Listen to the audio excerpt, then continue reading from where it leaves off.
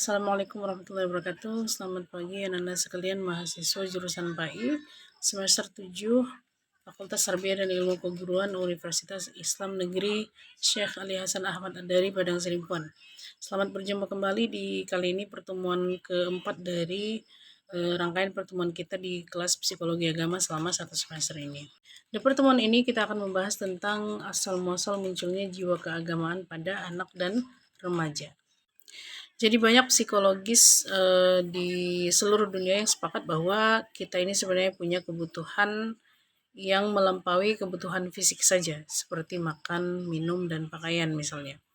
Nah, di luar dari itu kita juga punya kebutuhan untuk dilindungi, kebutuhan untuk mengaktualisasi diri, misalnya melalui pekerjaan atau hobi yang kita suka, atau kebutuhan untuk berinteraksi dengan orang lain, dan banyak lagi kebutuhan yang lain. Salah satu dari bentuk lain dari kebutuhan yang secara alamiah dimiliki oleh manusia adalah kebutuhan untuk mencintai dan dicintai oleh Tuhan atau entitas yang dianggap memiliki kontrol terhadap alam semesta ini. Dan ini dianggap sebagai kebutuhan yang melekat pada diri kita sebagai manusia begitu. Jadi sifatnya kodrati ya.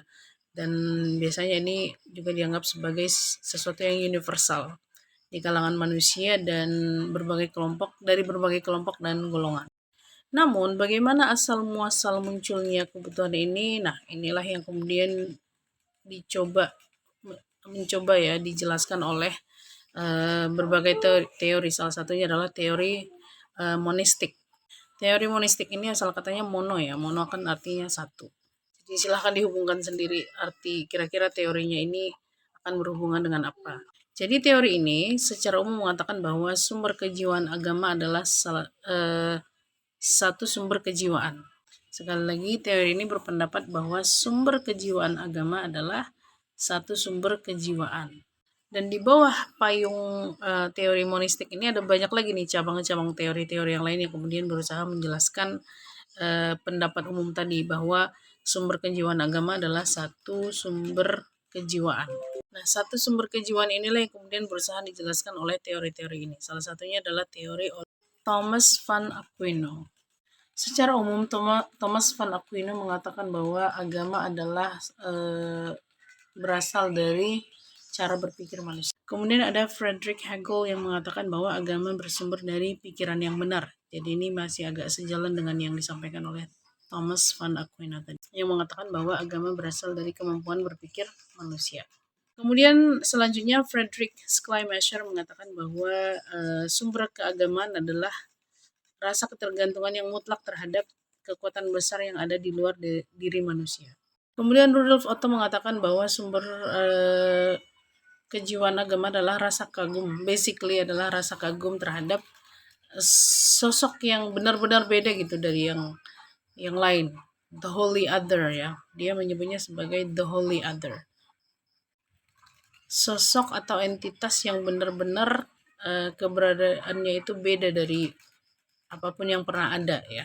Nah, kemudian ada Sigmund Freud yang mengatakan bahwa sumber kejiwaan agama berasal dari libido seksual. Nah, ini agak aneh ya, tapi memang begitulah teorinya. Kemudian yang terakhir dari mazhab monistik ini tadi adalah William McDougall yang mengatakan bahwa agama merupakan hasil dari integrasi berbagai insting manusia. Jadi katanya ada 13 insting manusia dan salah satunya adalah insting untuk believe in the supreme ruler of the universe gitu, percaya pada kekuatan besar yang mengatur alam semesta ini. Kemudian mazhab kedua ya, jenis teori kedua dalam penjelasan bagaimana jiwa keagamaan itu muncul pada anak dan remaja itu ada teori fakulti namanya, faculty theory. Jadi teori ini mengatakan bahwa perilaku manusia tidak hanya berasal dari satu faktor tunggal saja biasanya.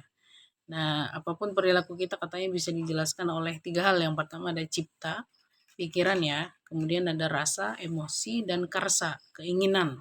Cipta, rasa, dan karsa inilah yang mempengaruhi perilaku kita, baik itu secara keagamaan atau tidak. Dan bisa ditebak, teori ini juga mengatakan bahwa ketiga ini, cipta, rasa, dan karsa ini tadi adalah alasan kenapa seseorang percaya atau tidak pada agama. keagamaan. Jadi entah Anda percaya yang manapun teorinya, tapi teori-teori yang tadi itu membantu kita memahami kira-kira jiwa keagamaan pada anak dan remaja itu munculnya karena apa. Dan inilah yang kemudian akan jadi landasan kita nanti di proyek selanjutnya ya. Kita akan melakukan tugas berbasis proyek di pertemuan dan ini akan berhubungan dengan teori yang barusan saya jelaskan. Kita lanjut dengan beberapa tokoh yang apa ya, yang cukup signifikan namanya di mazhab yang kedua ini, teori fakulti tadi. Salah satunya adalah J.M. Strand. Jadi J.M. Strand ini mengajukan teori kompleks sebagai basis munculnya jiwa keagamaan menurut dia. Jadi teori kompleks ini artinya polaritas antara baik dan buruk, pasif dan aktif, moral immoral, gitu, balance seimbang atau tidak. Gitu. Nah ini katanya hal-hal seperti ini bisa memunculkan keinginan untuk mencari keberadaan Tuhan ya. Artinya memunculkan jiwa keagamaan. Menurut James Rand, konflik positif katanya dapat membawa perkembangan dan pandangan baru dalam keagamaan. Selanjutnya dia juga percaya bahwa ada dua konflik kejiwaan yang mendasar ya yang kita alami sebagai manusia. Yang pertama adalah keinginan untuk hidup atau life urge, dan yang kedua keinginan untuk mati, death urge. Keduanya sama-sama berpengaruh terhadap kebutuhan kita akan agama atau mempraktekkan prinsip-prinsip agama yang kita anut. Kemudian tokoh kedua adalah Zakiah Darajat, dan ini orang Indonesia ya, ilmuwan asal Indonesia. Jadi beliau ini berpendapat bahwa manusia memiliki kebutuhan pokok dalam kehidupan jiwanya. Kebutuhan pokok. Jadi kebutuhan pokok itu tidak hanya ada untuk untuk segala sesuatu yang sifatnya fisik, makan minum tadi, tapi juga untuk kejiwaan. Menurut beliau, kebutuhan ini mencakup rasa kasih sayang, rasa aman, rasa harga diri, rasa bebas, rasa sukses, dan rasa ingin tahu. Dan banyak lagi rasa-rasa lainnya yang yang masuk ke dalam kebutuhan jiwa kita. Menurut beliau, kebutuhan-kebutuhan yang banyak ini tadi ditutupi oleh agama dengan ajarannya yang membawa yang mengajarkan kasih sayang, penghargaan, keamanan, harga diri, kebebasan, kesuksesan dan pengetahuan penganutnya. Nah, dalam konteks pendidikan Islam ini sejalan dengan rahmatan lil alamin ya. Agama Islam itu adalah berkah bagi seluruh alam. Nah, ini menurut si Zakiah Darajat, kebutuhan kita yang banyak secara kejiwaan ini nanti tertutupi oleh adanya agama. Kemudian tokoh selanjutnya di mazhab teori fakulti ini mengatakan bahwa namanya adalah C.W.H. Thomas. Jadi Pak Thomas ini mengatakan bahwa kita punya 4 keinginan dasar. Sebagai manusia itu kita punya 4 keinginan dasar yang harus terpenuhi. Salah satunya adalah keselamatan, penghargaan, tanggapan, dan pengalaman baru. Dan ini dia sebut sebagai the 4 wishes. Ya, 4 keinginan besar. Jadi lagi-lagi hampir sama dengan Bu Zakiah Darajat tadi. Beliau ini mengatakan bahwa agama ini menutupi kebutuhan itu tadi, kebutuhan 4 yang mendasar itu. Jadi agama katanya membantu manusia untuk merasa terlindungi, dihargai, direspon secara sosial, dan memberikan kesempatan kita untuk melakukan pencarian yang bermakna begitu. Kalau mau disimpulkan, mungkin teori-teori ini garis benang merah yang bisa ditarik dari teori-teori ini adalah bahwa manusia memiliki kebutuhan yang mencakup aspek-aspek seperti konflik, kasih sayang, keamanan, penghargaan, kebebasan, kesuksesan, dan pengetahuan. Dan agama menutupi itu semua ya kan, melalui ajaran-ajarannya. Jadi dalam hal ini bisa dikatakan bahwa agama itu membantu manusia untuk memenuhi kebutuhan jiwanya. Baik, kita lanjut. Tadi pakai kacamata sebentar karena pandangannya sudah mulai blur. Baik, ini kita lanjutkan dengan timbulnya jiwa keagamaan pada anak. Nah, manusia pada dasarnya kan dilahirkan dalam keadaan lemah fisik dan psikis. Namun kita semua memiliki potensi yang sifatnya laten. Artinya hanya akan berkembang ketika dibimbing dan dipelihara dengan cara yang baik untuk sampai ke titik pertumbuhan atau perkembangan yang kita inginkan. Nah, sesuai dengan prinsip pertumbuhannya, biasanya seorang anak membutuhkan bimbingan sesuai dengan prinsip yang dimilikinya. Salah satunya adalah prinsip biologis. Prinsip biologis ini mengatakan bahwa even secara fisik kadang-kadang kita harus dipapah gitu ya untuk bisa melakukan sebuah tindakan atau kegiatan. Contohnya berdiri, anak yang baru lahir tetap bisa berdiri. Ya kan, di usia 2 atau 3 tahun pun sebagian masih harus dituntun oleh orang tuanya. Nah, ini namanya prinsip biologis. Kemudian ada prinsip tanpa daya. Nah, prinsip ini mengatakan kita memang butuh bantuan dari orang tua kita atau orang yang bertanggung jawab terhadap pemeliharaan kita, ya. Terutama untuk anak usia dini. Ini artinya apa? Bahkan untuk mengurus dirinya sendiri, anak usia dini ini bergantung pada orang lain, orang tua atau relatives atau caretaker, siapapun itu. Terus ada prinsip eksplorasi. Jadi prinsip ini mengatakan bahwa semua potensi yang dibawa oleh manusia yang tadi sifatnya laten yang sudah saya sebutkan tadi itu butuh eksplorasi. Eksplorasi artinya anaknya mungkin akan melakukan eksperimen di sana sini hanya untuk tahu bahwa misalnya api itu berbahaya, gitu ya. Dan ini kan apa ya?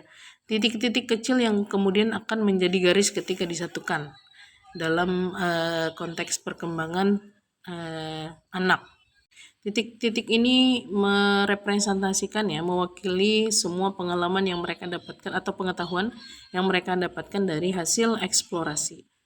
Semua aspek dalam diri kita itu butuh eksplorasi, baik itu jasmani. Jasmani mungkin bisa dieksplor melalui kegiatan-kegiatan olahraga. Akal dan fungsi mental lainnya bisa dilatih melalui pendidikan misalnya atau eksplorasi psikologis lainnya. Nah, dengan logika yang sama, jiwa keagamaan pun begitu. Jadi anak-anak ini, apalagi dalam Islam kita percaya bahwa semua manusia lahir dengan membawa fitrah Islam sebenarnya. Tapi kemudian lingkunganlah yang membuat, yang mendivert, yang mengarahkan manusia-manusia ini ke agama Islam atau tidak gitu, agama yang lain misalnya. Tapi biasanya itu tidak serta-merta terjadi. Butuh eksplorasi lebih lanjut lagi sebelum kemudian seorang individu memutuskan untuk menjadi Muslim atau tidak misalnya, atau Kristen atau tidak, Hindu atau tidak, Buddha atau tidak gitu, apapun agamanya. Nah, tapi untuk diketahui tidak semua orang sepakat bahwa manusia itu membawa fitrah keagamaan ketika dilahirkan.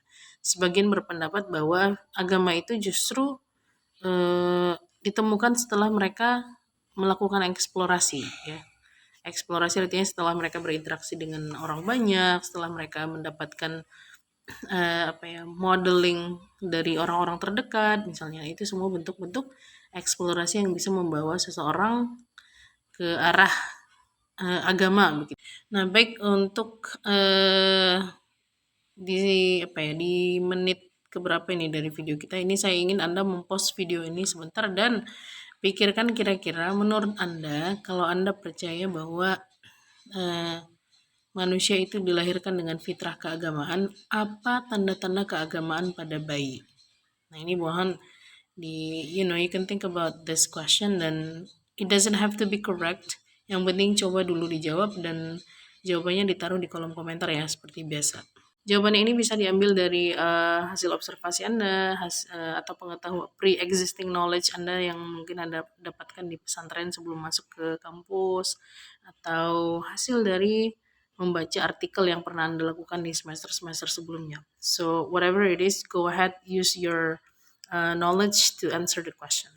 Nah, untuk menjawab pertanyaan tersebut, saya ingin meninjau beberapa teori mengenai pertumbuhan agama pada anak dulu. Yang pertama ada teori rasa ketergantungan. Nah, teori ini dikemukakan oleh Thomas melalui teorinya tadi di sesi pertama tadi saya sebutkan the 4 wishes, mungkin masih ingat ya. Nah, ini dikemukakan oleh Thomas, dan teori ini mengatakan bahwa manusia dilahirkan dengan 4 keinginan dasar, yaitu keinginan untuk security, perlindungan ya, keinginan akan pengalaman baru, new experience, kemudian keinginan untuk mendapat tanggapan atau respons ketika berinteraksi dengan orang lain atau berkomunikasi dengan orang lain, dan terakhir keinginan untuk dikenal ya atau diakui ya, sense of recognition. Nah, menurut Thomas, keinginan itulah yang membawa benih-benih keagamaan pada seorang individu, dan jawaban yang untuk sehubungan dengan pertanyaan tadi, maka jawabannya adalah menurut kalian kapan kita tidak butuh keempat keinginan ini? Keinginan untuk perlindungan, keinginan untuk pengalaman baru, keinginan untuk mendapatkan respon ketika kita berkomunikasi dengan orang lain, dan keinginan untuk diakui. Kayaknya kita dari lahir udah punya itu. Jadi berarti kalau dari lahir sudah punya, maka jiwa keagamaan itu seharusnya sudah muncul ketika kita baru dilahirkan ke dunia. Cuman ya kan karena bayi biasanya orang yang baru lahir itu baru ada di tahap non verbal, mereka belum bisa mengkomunikasikan keinginannya, maka ya jangan harap mereka tahu, mereka menyampaikan bahwa mereka butuh dilindungi dan lain sebagainya, tapi itu hak yang seharusnya itu melekat dari status kemanusiaan kita gitu. Jadi mau kamu baru lahir atau tidak, seharusnya yang keempat kebutuhan ini akan tetap ada dalam diri kamu. Yang kedua, teori insting keagamaan. Nah, ini menurut Woodworth. Jadi menurut Woodworth, insting keagamaan itu juga sudah embedded dalam status kemanusiaan kita. Sudah otomatis melekat pada status kemanusiaan kita. Nah, mengenai kapan ini terrealisasi atau bisa kelihatan di kehidupan sehari-hari. Nah, ini yang kemudian menurut beliau itu bergantung kepada fungsi matang atau tidaknya perkembangan seorang individu. Jadi misalnya insting sosial pada anak sebagai potensi bawaannya sebagai makhluk homo socius itu baru akan terlihat ketika mereka bisa berinteraksi atau bersosialisasi atau bergaul ya dengan orang lain. Dan orang yang baru lahir kan tak melakukan itu semua, tapi bukan berarti insting sosialnya tidak ada. Nah, sama dengan insting keagamaan.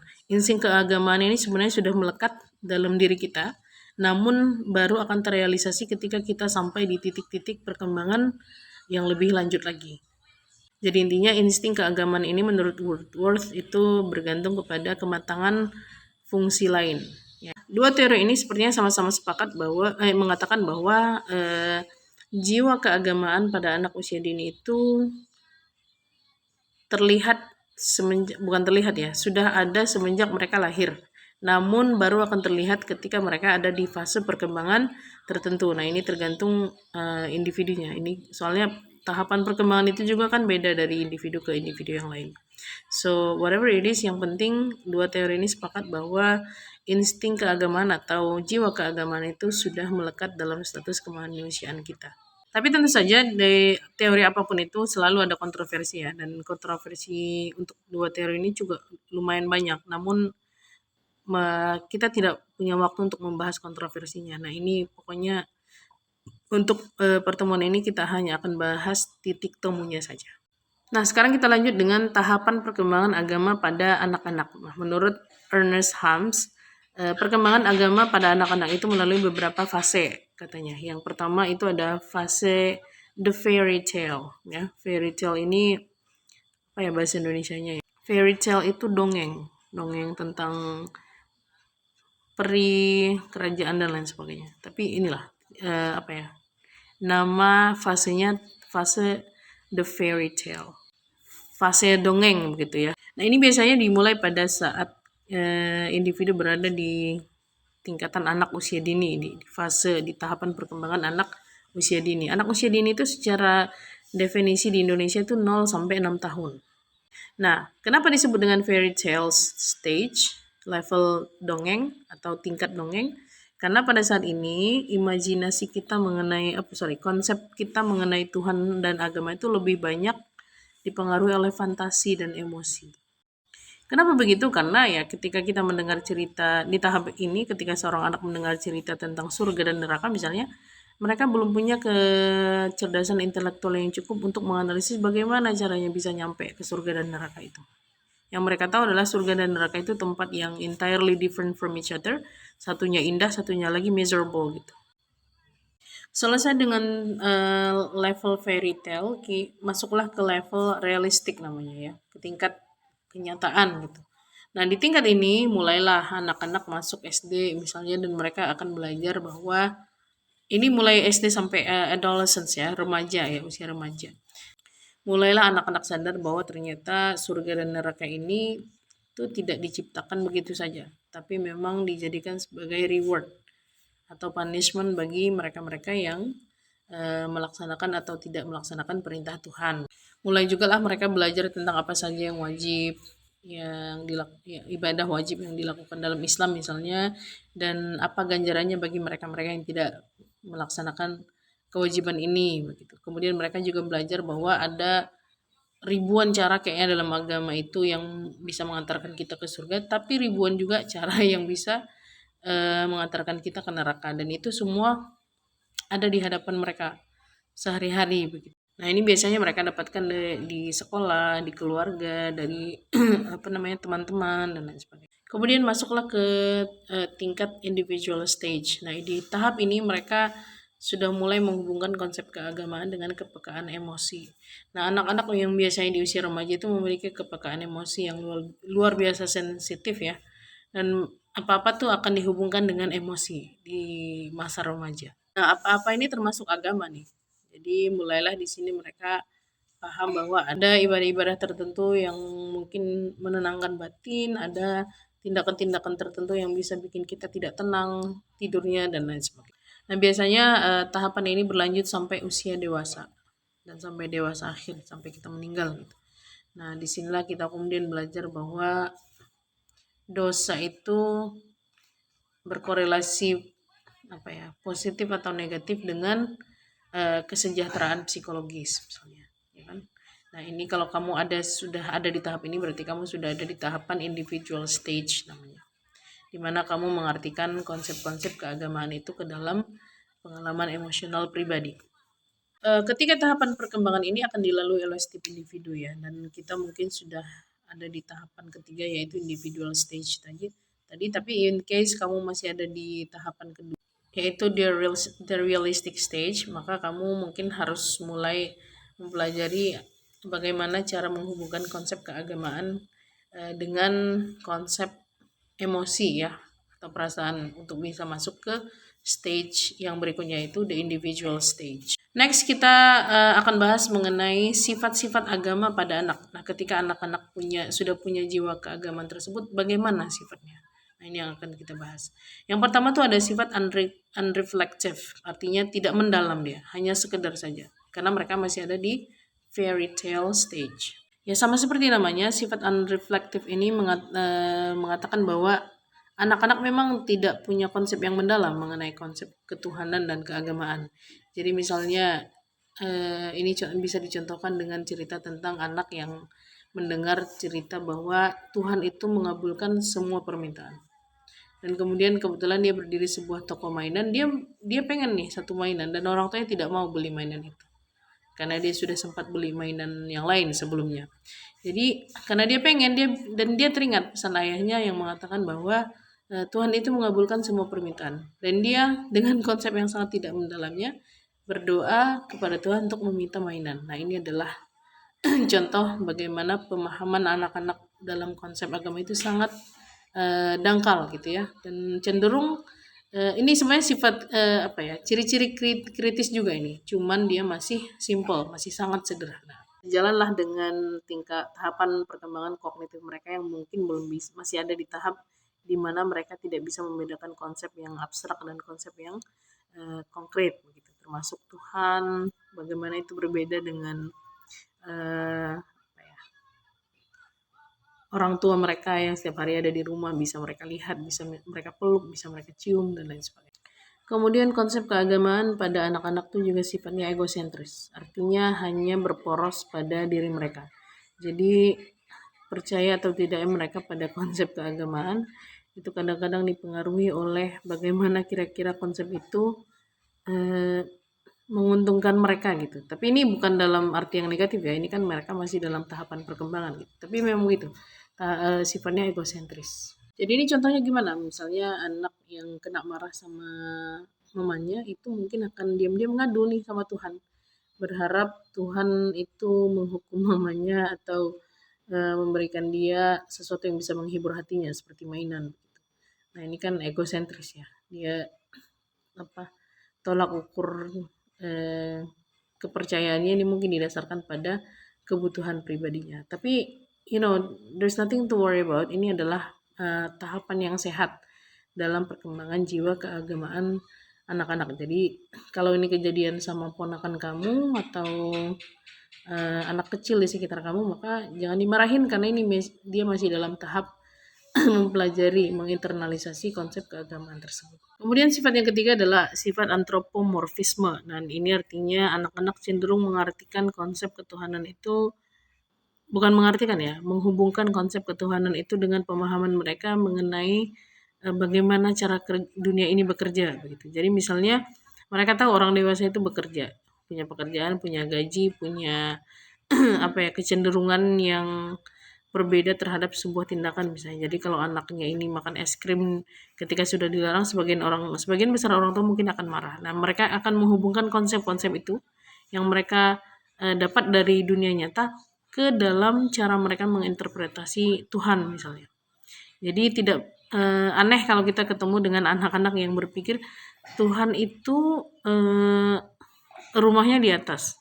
Tapi berarti dia punya ini ya, dia punya apa ya, punya tempat tidur, punya dapur, punya apa namanya, punya hal-hal yang lain yang biasanya ada di rumah. Mereka juga misalnya percaya bahwa Tuhan itu pekerjaannya adalah mencari orang-orang baik untuk memberikan hadiah dan mencari orang-orang jahat untuk dihukum. Jadi more like superhero yang mereka tonton di TV misalnya. Nah ini this is normal. Ini bagian yang sehat dari tahapan perkembangan jiwa keagamaan anak-anak. Tapi di tahapan ini mereka ada di sifat keagamaan yang namanya antropomorfisme. Kemudian sifat yang keempat. Nah, sifat yang keempat ini jiwa keagamaan itu disebut memiliki sifat verbalis dan ritualis. Jadi di sifat ini katanya jiwa keagamaan pada anak-anak itu sebagian besar awal-awal mulanya itu diinisiasi oleh ucapan-ucapan keagamaan ya. Contohnya kalau muslim dia ucapan salam, assalamualaikum warahmatullahi wabarakatuh, bismillah, terus al-fatihah dan lain sebagainya. Dan ini biasanya dari orang-orang yang ada di rumah ya, orang-orang yang mempunyai pengaruh atau kedekatan yang cukup besar dengan individu yang sedang mempelajari agama ini. Kalau di masyarakat kita, anak-anak SD itu biasanya menghafal surah-surah ya. Tapi kan tuntutan untuk menghafal surah-surah itu biasanya berasal dari orang tuanya atau gurunya di sekolah. Jadi itu dimasukkan ke dalam kurikulum dan menjadi cara kita juga untuk mengevaluasi kemajuan mereka dalam pelajaran agama misalnya. Nah ini semua masuk ke dalam sifat verbalis. Nah, kemudian ritualis. Kenapa disebut ritualis? Karena ya sama dengan praktek-praktek keagamaan, anak-anak tuh biasanya belajar dari ritual-ritual keagamaan yang dilaksanakan oleh keluarga di rumah. Contohnya kalau anak yang tidak asing dengan sholat itu biasanya karena sering melihat orang tuanya sholat di rumah. Dan anak yang asing, sebaliknya ya, anak yang asing dengan agama itu justru adalah mereka-mereka yang biasanya tak pernah melihat orang tua sholat di rumah. Ini makanya sebagai orang tua muslim kita bertanggung jawab untuk memastikan anak itu tidak asing dengan praktek-praktek keagamaan. Melalui cara kita untuk menanggung kewajiban-kewajiban ini tadi. Kewajiban-kewajiban ibadah misalnya sholat, puasa, dan lain sebagainya. Karena whether kamu mau atau tidak, ini akan jadi bahan pelajaran untuk anak kamu, untuk ponakan kamu misalnya. Kemudian yang kelima, imitatif. Imitatif artinya meniru ya. Jadi anak-anak tuh banyak meniru apa yang mereka observasi sehari-hari. Jadi anak-anak mungkin punya kemampuan untuk membedakan yang mana yang sholat, yang mana yang berdoa. Hanya berdasarkan imitasi ya, cara mereka meniru orang-orang di sekitarnya. Jadi ketika berdoa misalnya tangan ditadahkan ke atas, dan ketika sholat tuh ada gerakan sujud, rukuk, dan lain sebagainya.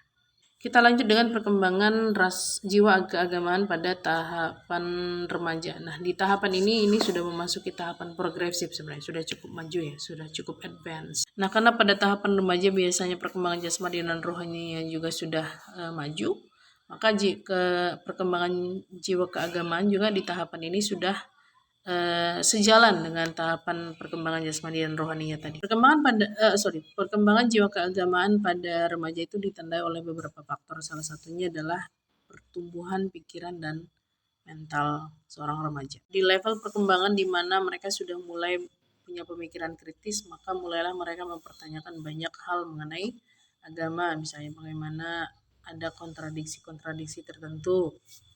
Nah, ini juga biasanya disebabkan karena mereka juga sudah mulai menginternalisasi banyak sekali konsep-konsep yang mereka adopsi dari aspek budaya, sosial, ekonomi, dan norma-norma kehidupan lain. Selanjutnya perkembangan perasaan. Jadi banyak sekali perasaan yang mereka sudah mereka lalui ya di tahapan remaja. Perasaan-perasaan ini mendorong remaja untuk menghayati berbagai aspek kehidupan yang mereka biasa lihat dalam lingkungannya, termasuk aspek kehidupan beragama. Jadi banyak orang-orang tuh kayaknya yang stable hidupnya tuh tiap hari ke masjid gitu. Dan orang-orang yang sepertinya bukan tidak pernah ya, yang masalah hidupnya itu tidak terlalu banyak tuh biasanya orang-orang yang rajin bersedekah. Yang gini-gini mulai diinternalisasi di tahapan ini. Kemudian juga ada pertimbangan sosial. Nah, pertimbangan sosial ini maksudnya adalah remaja-remaja biasanya menggunakan pertimbangan sosial sebagai dasar untuk mensubscribe ya, mengikuti perilaku agama tertentu atau tidak. Jadi mereka remaja biasanya dibingungkan oleh pertimbangan-pertimbangan moral atau material ya. Jadi material itu biasanya kepentingan-kepentingan yang dipengaruhi oleh kehidupan duniawi. Misalnya kalau mau sekolah itu memilih sekolah umum atau sekolah pesantren gitu ya. Atau kemudian kalau mau milih sekolah pesantren, ini sekolah pesantrennya modern atau salafi. Nah, begitu-gitu kan ini dipengaruhi oleh pertimbangan material dan moral. Nah, disinilah menurut saya peran penting PTKIN ya, perguruan tinggi keagamaan Islam negeri di Indonesia, di mana kita bisa menempatkan porsi pertimbangan moral ini ke tempat yang selayaknya, di porsi yang selayaknya. Jadi tidak berat sebelah, tidak lebih penting material, tidak lebih penting moral gitu ya. Jadi ini dua-duanya seimbang, ada di garis yang sama, garis kepentingan yang sama. Di pemaparan ini adalah bahwa potensi agama sebenarnya sudah ada ya dalam diri manusia sejak lahir. Nah, ini terlepas dari kamu percaya atau tidak bahwa agama itu adalah fitrah manusia atau Islam itu adalah fitrahnya manusia. Nah, ini kamu boleh percaya atau tidak, tapi teori-teori menunjukkan bahwa potensi agama itu sudah kita bawa sebenarnya sejak dari lahir.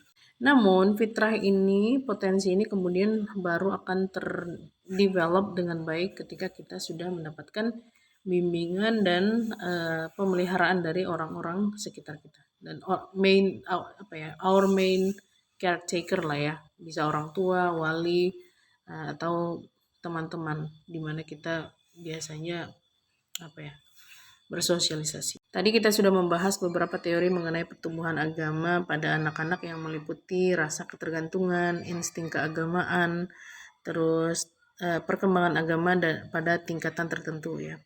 Kemudian ada potensi agama juga dikatakan muncul dalam bentuk dorongan untuk mengabdi kepada Sang Pencipta, dan keluarga memainkan peranan penting dalam membina nilai-nilai agama pada anak dan remaja. Nah, ini pentingnya ya.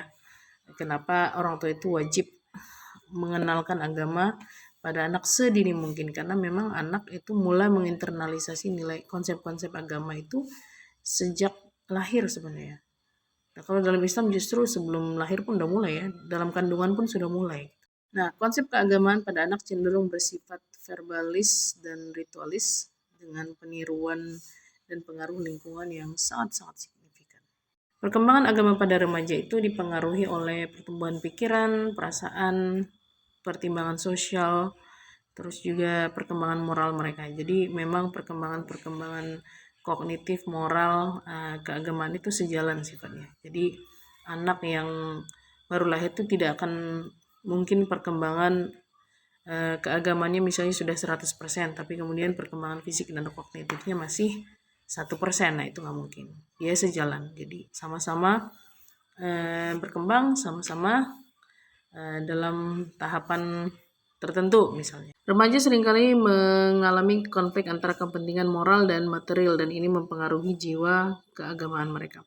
Sebagian besar remaja cenderung menjadikan kehidupan duniawi dan material ya sebagai prioritas, dan ini berarti mereka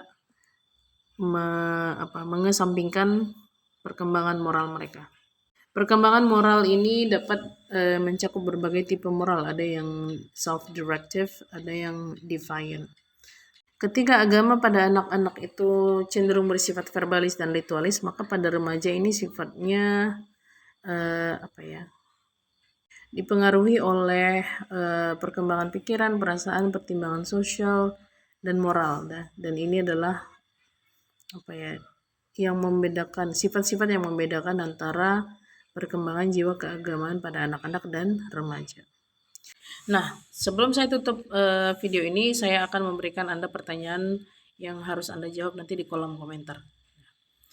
Pertanyaannya adalah, menurut Anda jiwa keagamaan ini, kan tadi saya sampaikan muncul secara otomatis sebenarnya melekat pada status kemanusiaan kita. Kita semua punya potensi untuk beragama atau percaya pada satu agama tertentu gitu. Nah, bagaimana menurut kalian dengan konsep toleransi beragama? Kapan ini muncul? Dan bagaimana sifatnya? Ini silahkan dijawab dengan menggunakan penjelasan dari teori-teori tadi. Terima kasih atas perhatiannya. Assalamualaikum warahmatullahi wabarakatuh.